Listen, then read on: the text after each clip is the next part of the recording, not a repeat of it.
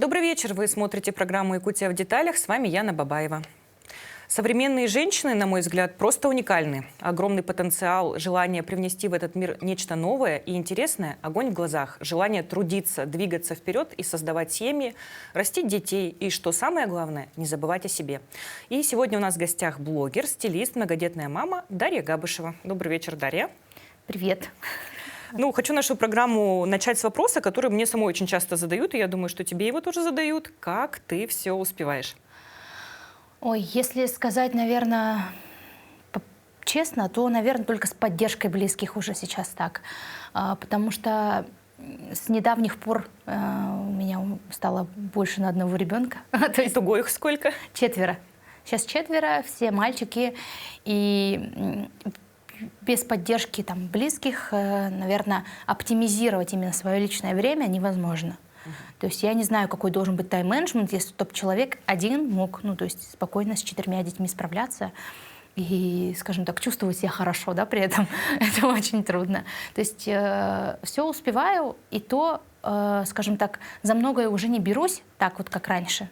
Но какие-то важные проекты, дела, конечно, для себя всегда оставляю обязательно.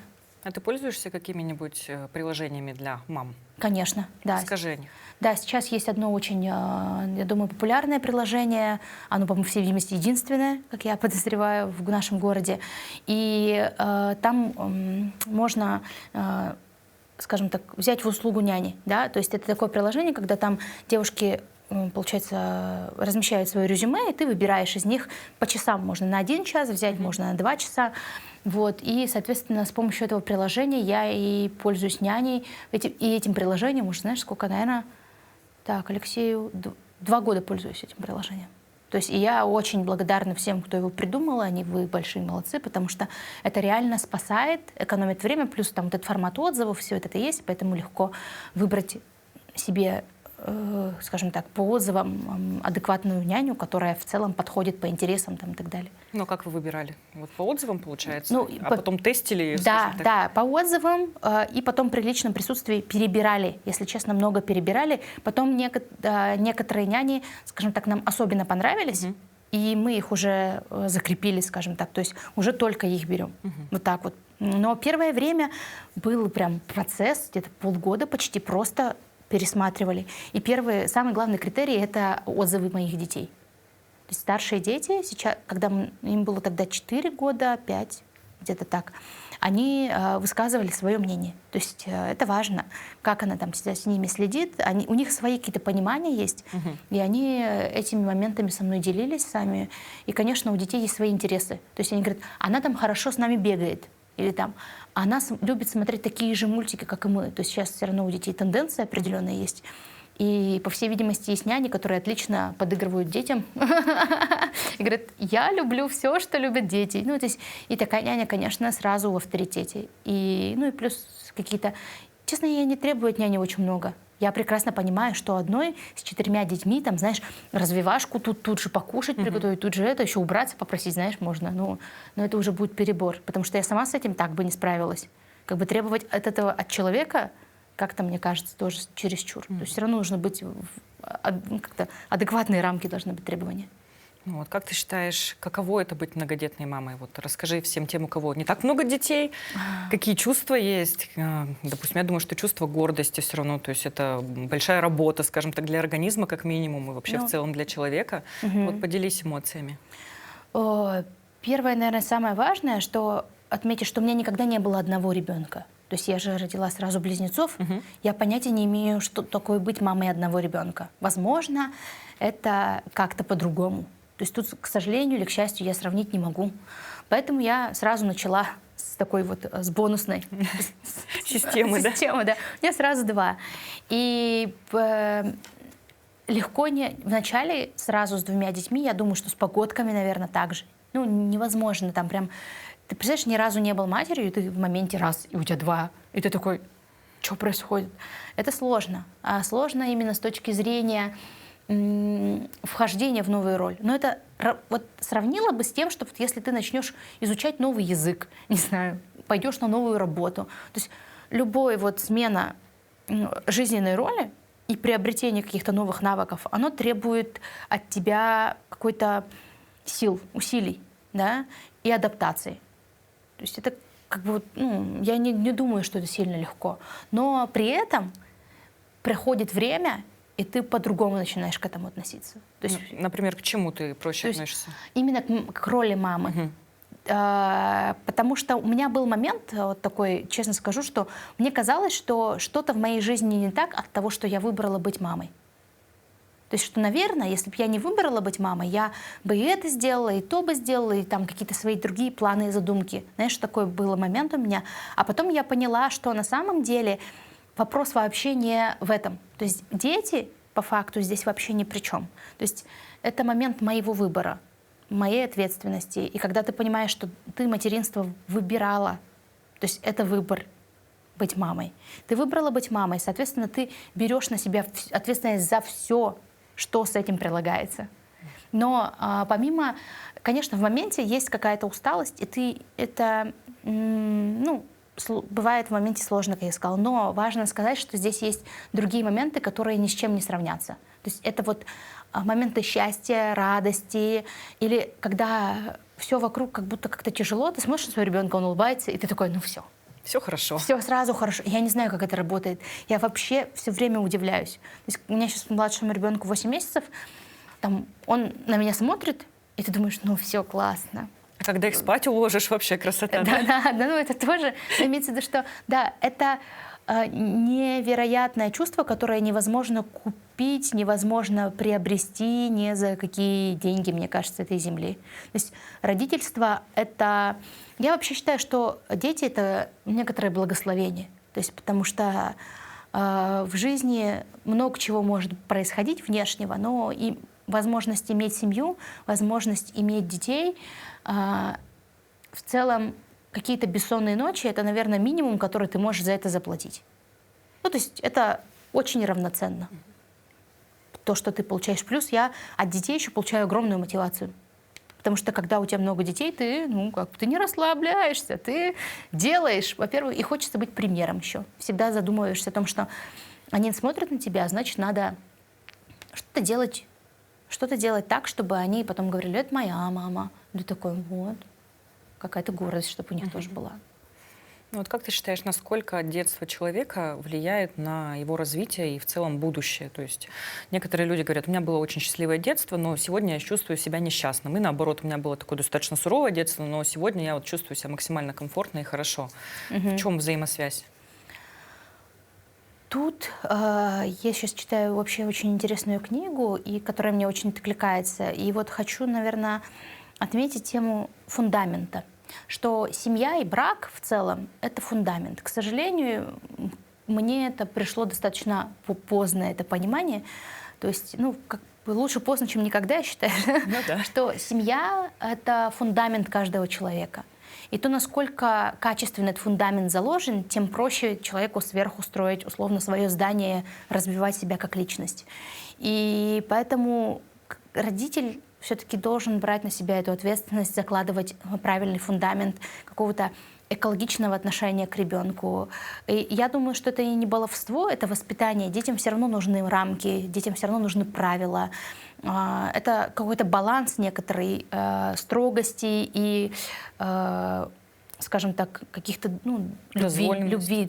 Да, вот нужно вот это вот все вместе вот так вот. То есть эта строгость, она должна быть из любви тоже. То есть не так, что а-ля мама лучше знает, чем ты, да, а какой-то диалог. И я думаю, что в семье очень важно присутствие. Вообще присутствие в жизни детей, присутствие в жизни мужа, присутствие мужа в жизни как отца, там, как все это важно. То есть вообще большую роль играет присутствие, на мой взгляд. И тогда фундамент, я верю, что таким образом он может заложиться хорошим.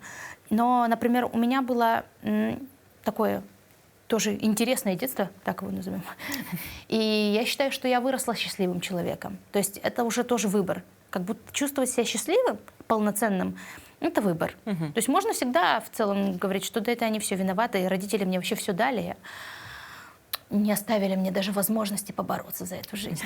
Типа, поэтому я несчастный. А кто-то скажет, мне ничего не дали, И я очень счастлив. И при этом благодарен родителям. И при этом благодарен. Это выбор, я так думаю, что как будто на этом все строится. Ну, то есть это основа личности в какой-то степени, Ну, которая да. ведет тем или иным путем. Да, потому что как будто бы, размышляя, хочется сказать, что какие-то там материальные блага, они, конечно, важны, например, но все-таки любовь и вот это присутствие, оно ничем не компенсируется.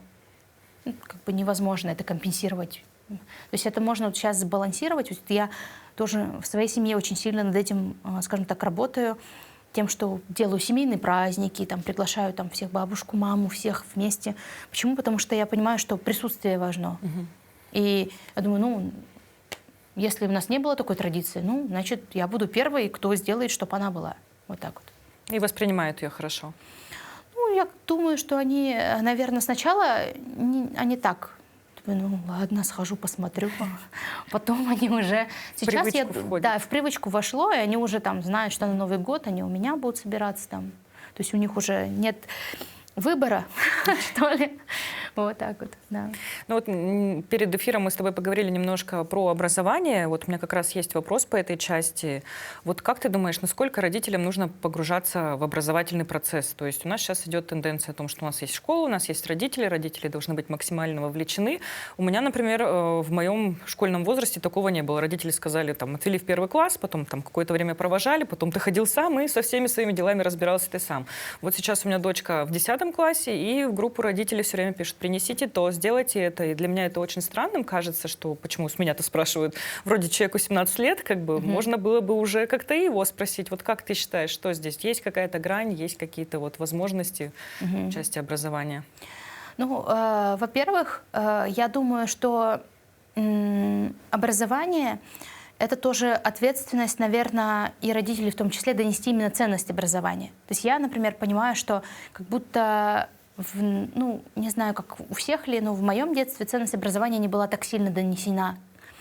Вот. Но я сейчас понимаю, тоже, опять же, это нужно подрасти и догнать самому о том, что, ага, оказывается, вот зачем мне нужно было учить, там, не знаю, тригонометрию, да, которую тебе в школе ты вообще не понимаешь.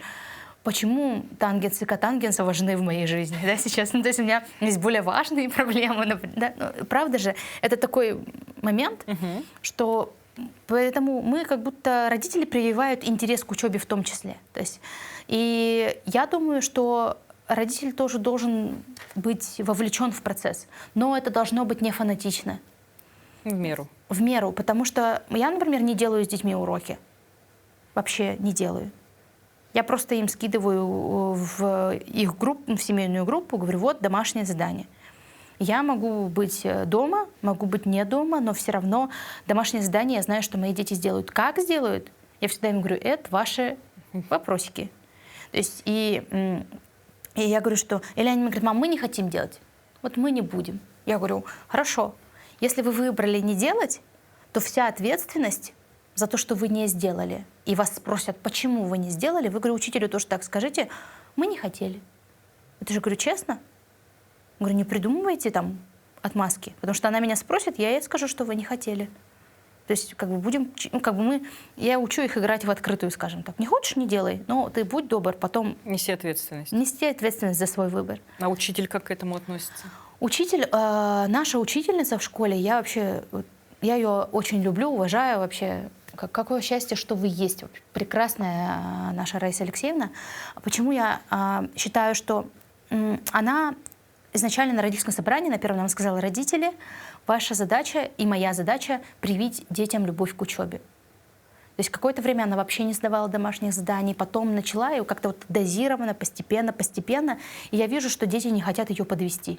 То есть авторитет учителя у них настолько... Ну, и доверительные отношения, наверное, да, с учителем. то есть учитель выстроила какие-то такие отношения с детьми. Это я не знаю, как она это сделала. Это, ну, она большая молодец. То есть, что они не хотят ее подвести. Для них вот даже не то, чтобы домашка интересна, да, но она же спросит меня, надо что-то, хоть что-то я должен сделать. То есть, и за счет этого они все равно стараются, как будто бы вот я чувствую и вижу, что учитель очень сильно повлиял. То есть это тоже важно.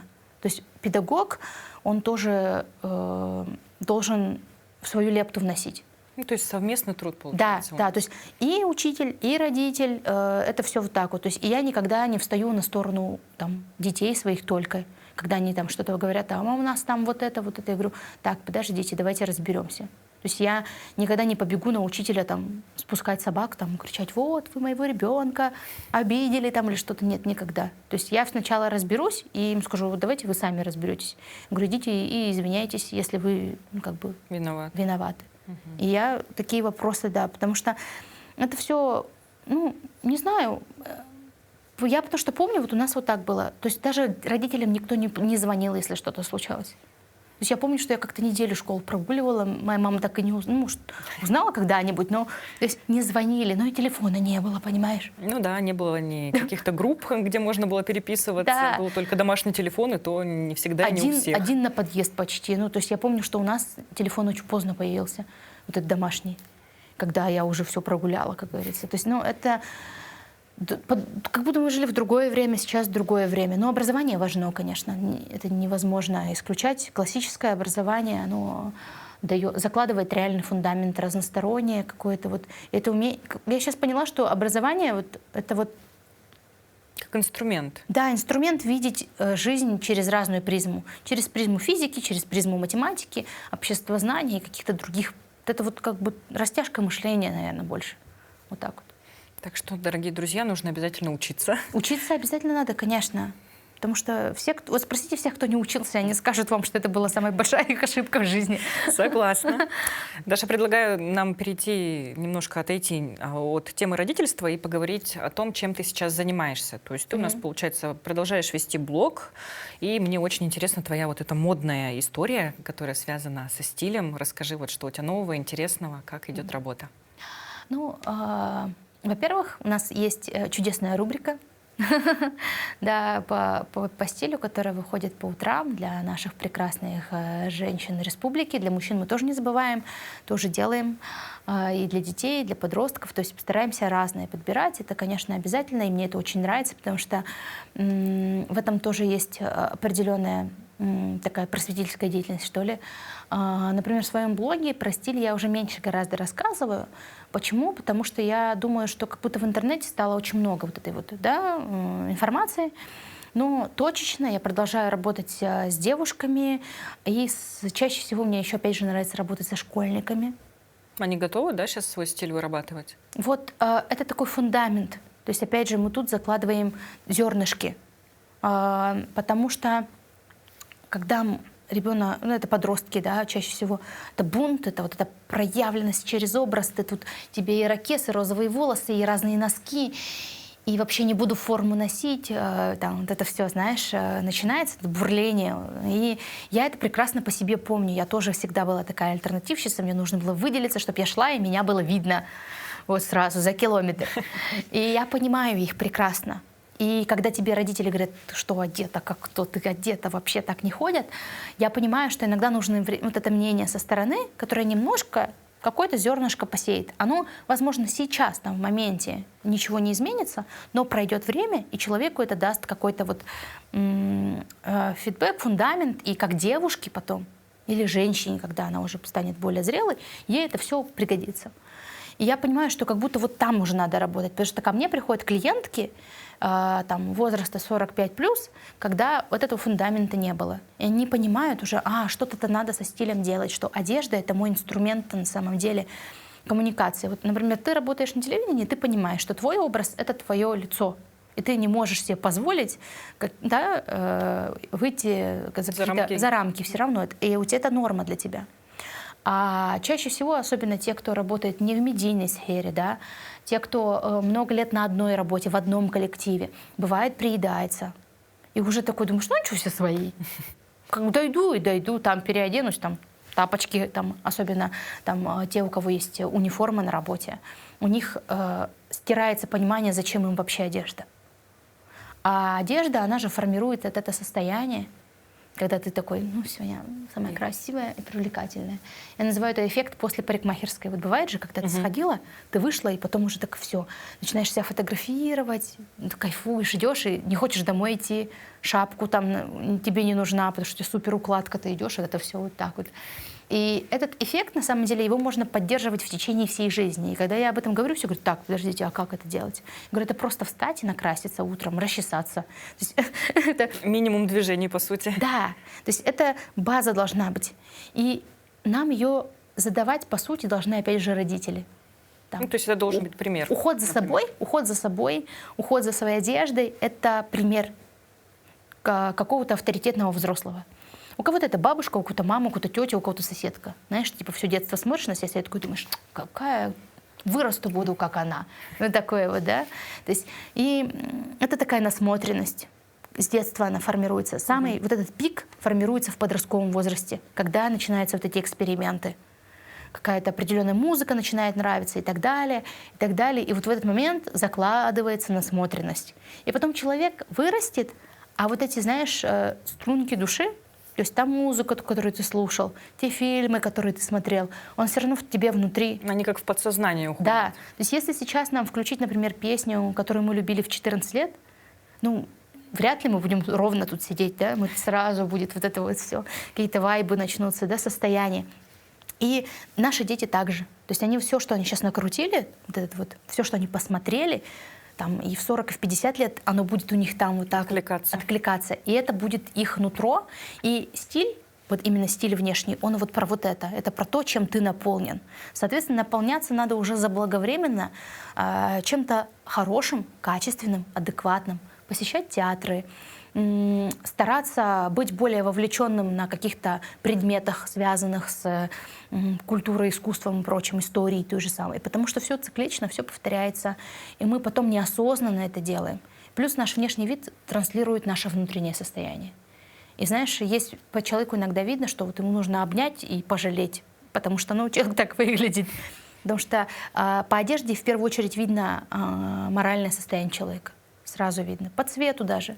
Когда человек уходит больше в темные тона, возможно, он немножко меланхолик, грустит, надо его поддержать сейчас. Ну вот у меня такой вопрос есть. У меня есть коллега, которая очень любит жаловаться на то, что она всегда носит черное. Она говорит: ну вот у меня в гардеробе все черное. Вот хочу купить себе пиджак оранжевый, не могу. Вот что делать ей? Что ей делать? Да.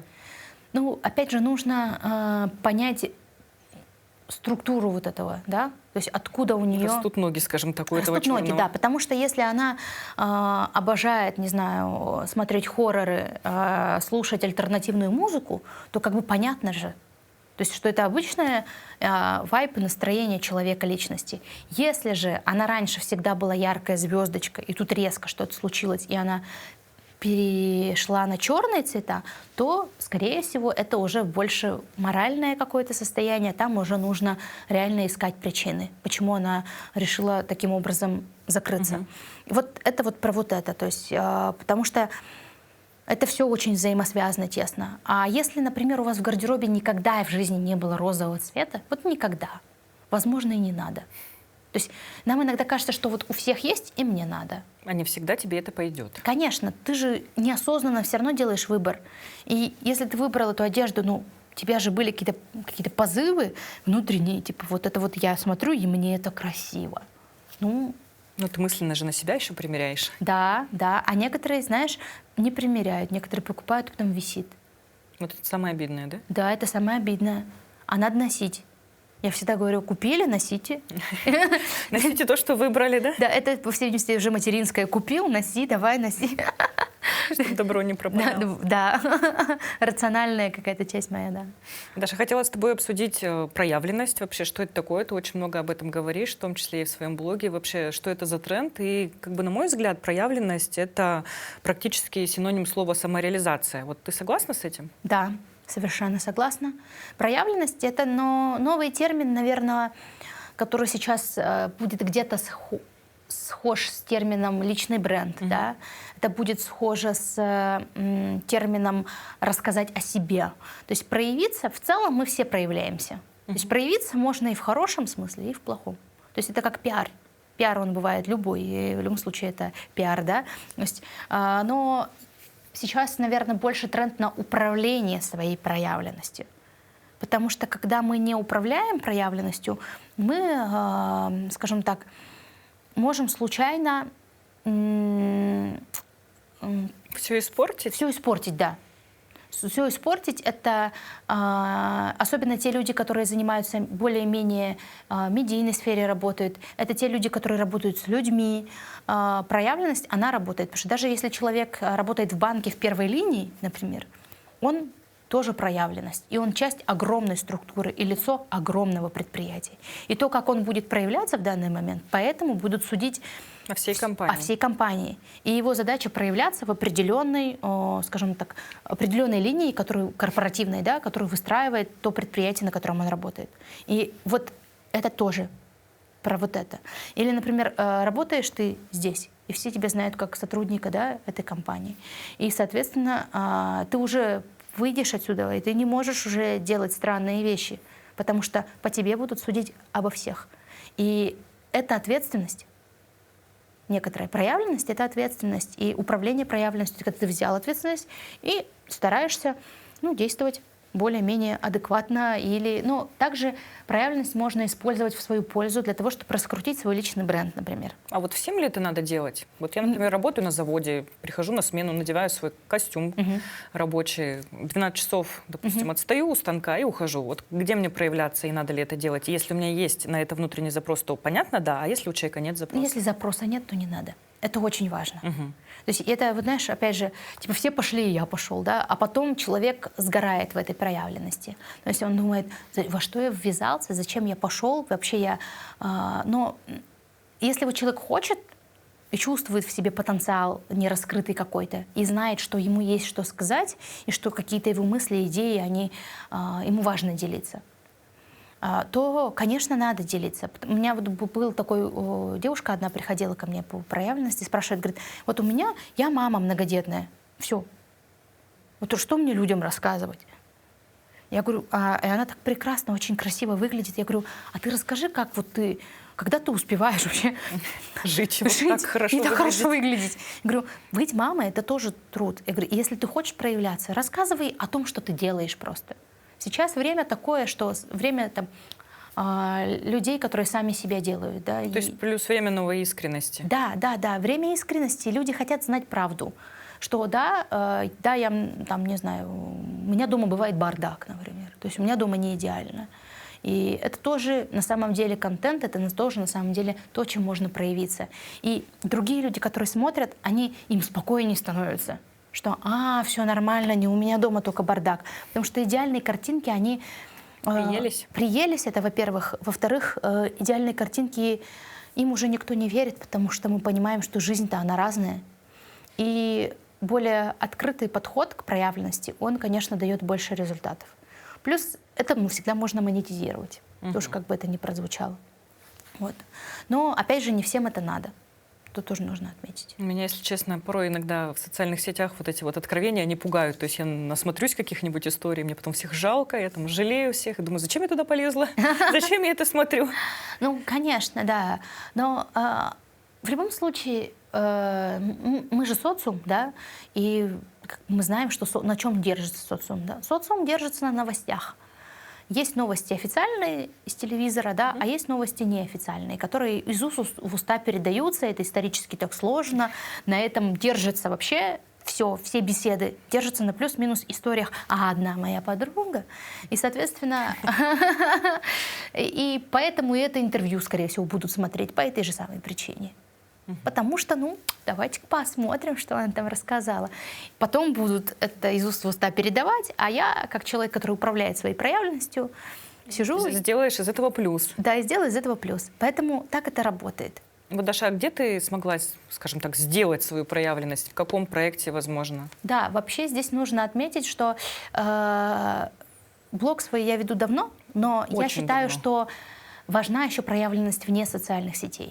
То есть соцсети — это момент такой, сегодня есть, завтра нет. А личный бренд, твое имя... Ну, ты его сам и несешь, получается. Да, ты его должен сам нести, должен сам над ним работать. И не только в какой-то локальном маленьком сообществе. В локальном тоже надо среди соседей быть хорошим соседом, конечно. Это важно, чтобы другие соседи знали тебя как хорошего человека. Среди соседей тоже важно проявляться. Но также в соцсетях-то у себя там, допустим, я люблю проявляться в соцсетях. И также я участвовала, например, в конкурсе проявленности и красоты, который вот был в 2023 году. И, кстати, вот после него тоже была на интервью, я помню, да, вот была на интервью. И в этом году у нас опять будет этот конкурс, конкурс проявленности и красоты, большое республиканское мероприятие, в котором будут участвовать там девушки с разных регионов, районов нашей республики. И это тоже возможность проявиться, возможность рассказать о себе. Я тоже использовала этот конкурс для того, чтобы больше о себе заявить, чтобы мое имя узнавали не только женщины, потому что я стилист, меня знали обычно только женщины. Сейчас все, теперь и в такси меня узнают мужчины. Говорят: ой, а вы в конкурсе участвовали? Я говорю: да. Они говорят: ой, а я вас узнал, я за вас голосовал. Я такая: спасибо. То есть, потому что это тоже возможность проявиться. Сказать, что привет, я есть. На самом деле для этого не нужно иметь большое количество подписчиков, для этого не нужно иметь какие-то определенные параметры. Потому что конкурс проявленности красоты, он без параметров. То есть там ограничение возрастное 18-55. То есть можно Разбег даже хороший. дочка с мамой могут участвовать. Классно же? То есть и ты пришла, и мама пришла. Ну почему бы и нет? Если каждому, да. И этот конкурс в этом году вот в течение весны у нас будет проходить. В этом году я в этом конкурсе работаю как организатор, потому что в прошлый раз я посмотрела и поняла, что я бы хотела быть частью этого конкурса, потому что я понимаю, что проявленность важна. Ты решила проявиться уже не как участница, а как организатор? Да. То есть в этом году я решила быть организатором. Вот, там я в качестве директора исполнительного. И в этом году мы вообще сделали огромный размах в конкурсе. И у нас более масштабно все. Соответственно, и команда у нас больше стала. И мы даже пригласили Диму Билана на финал, представляешь? А это, мне кажется, самое такое удивительное событие, потому что он здесь 20 лет не был. И я думаю, что это будет классно. Будет проходить, наверное, под девизом «Невозможное возможно». Все верно. Да, все верно. Это все верно. Да, девиз этого года у нас «Невозможное возможно». Ну, это правда. То есть каждый может быть звездой, если он этого хочет. Ну, я вам желаю удачи в этом Спасибо начинании. Ну и вот раз мы говорим про женщин, про проявленность, то есть сейчас соцсети диктуют, то есть общество диктует, женщины должны быть идеальные. Вот как с этим бороться, потому что все равно ты человек, который живет, который там иногда болеет, иногда себя плохо чувствует, какие-то у тебя бывают настроения не те. Вот как все-таки не попадаться на уловки вот этих картинок? То есть да, мы сказали, что у нас немножко тенденция меняется, но все равно очень часто в соцсети мы выкладываем самые лучшие фотографии, выбираем самые лучшие видео, а в жизни немножко не так. Вот как не попасться на удочку вот этого уныния, что вот смотрю, а там прям красота, на меня смотрит с экрана, а вот из зеркала не очень хорошо. То есть мы же все равно критически к себе относимся. Вот как быть девушкам? Я вот, наверное, свой опыт расскажу, потому что совет как бы раздавать у всех индивидуально тоже, наверное, будет. Вот свой опыт скажу такой. Я в школе всегда стояла в конце. Ну, то есть у меня я не на физкультуре. На физкультуре, да, что я вся в конце. И я, условно не обладала никакими яркими талантами. Там пение, танцы, училась посредственно, да. То есть, все как бы все как будто не у всех хорошо, у меня не очень. Типа всем девочкам валентинки на 14 февраля, а мне ни одной валентинки. От подружки только. Ну, уже хорошо. Добрые подружки у меня, спасибо вам большое. Вот. То есть валентинок не было, то есть не пользовалась каким-то там спросом, да, знаю, была своеобразная, но это как бы, не знаю, таких обычно называют странненькая. Вот, это вот про меня. И получается, что был у меня момент, когда я очень комплексовала из-за своего роста, потому что все равно дети такие бывают, там, как бы обязательно нет, что-нибудь скажут в свой адрес. Но со временем я для себя сформировала такую идею, это после родов, кстати, после материнства. Я поняла, что мое тело, на самом деле, оно супер уникально. То есть я просто поняла, сколько всего тело делает для меня в этой жизни. Что мое тело, вот я сюда пришла, например, да, благодаря этим ножкам. Потому что если бы их не было, да, я бы не смогла бы. И вообще это самые лучшие ноги, единственные и неповторимые, например. То же самое там с моим телом, которое выносило детей, 4 детей вообще-то. На секундочку. На секундочку. Такое маленькое тело, а какое выносливое. То есть все равно, то есть всегда можно найти, за что себя похвалить. да, это все не идеально. И я прекрасно осознаю, например, неидеальность свою. Но я при этом понимаю, что не идеальны-то в целом многие. И красота — это не про физические данные. Красота, она гораздо глубже. Да, вот если, например, посмотреть интервью, говорю, различных звезд, вообще таких масштабных, даже у них есть к себе какие-то предъявы, знаешь, там типа вот я такая, тут коленки не те, шея не та, то не умею, то не могу. А нам кажется, они... А ты смотришь и думаешь, вот это самая красивая женщина на Земле. И это все очень субъективно. И я, например, тоже в своем блоге стараюсь транслировать не только идеальные фотографии, не пользуюсь фильтрами. Всегда легко выхожу без макияжа в 7 утра, знаешь, вот с отеком, вот таким вот лицом, но потому что я знаю, что жизнь, она разная. И я хочу тоже постараться это транслировать. Вот это, наверное, одна из степеней граней моей проявленности — это настоящесть, насколько это возможно. Потому что реально глаз замыливается, и кажется, что все классные, а ты нет. У меня тоже такое бывает. Но уверенность, нельзя вот 100% быть уверенным вот таким вот всю жизнь. То есть у всех вот эта стадия типа «Вау, я классный, я супер», потом такой «Нет, я не классный, я не супер». Американские горки. Да, то есть уверенность — это то, чем тоже надо учиться управлять. То есть да, ты такой, блин, ну да, у нас не получилось. Ну сегодня мы не супер. Ну, значит, попробуем еще раз. Или, ладно, тут мы больше пробовать не будем, пошли пробовать в другом месте. То есть это про вот это состояние. Про гибкость какую-то. Да, про какую-то гибкость. Не быть такими к себе вот жесткими. Разрешать себе иногда, быть вареной котлетой вообще. Такой вот. Потом в какой-то момент ты красивая фасоль, там, я не знаю.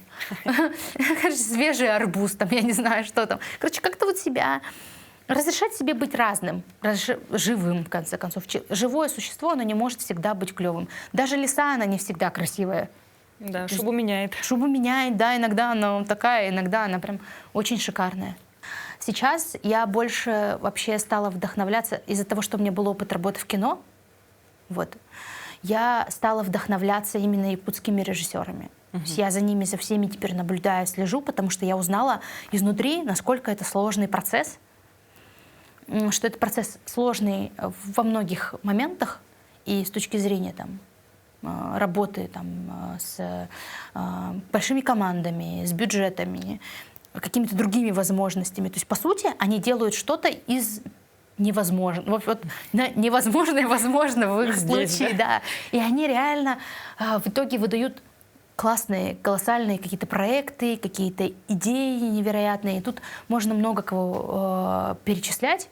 То есть я вот работала, например, с Валентином Макаровым последний раз, с режиссером. Сейчас вот Максим Арбугаев, да, у всех на слуху.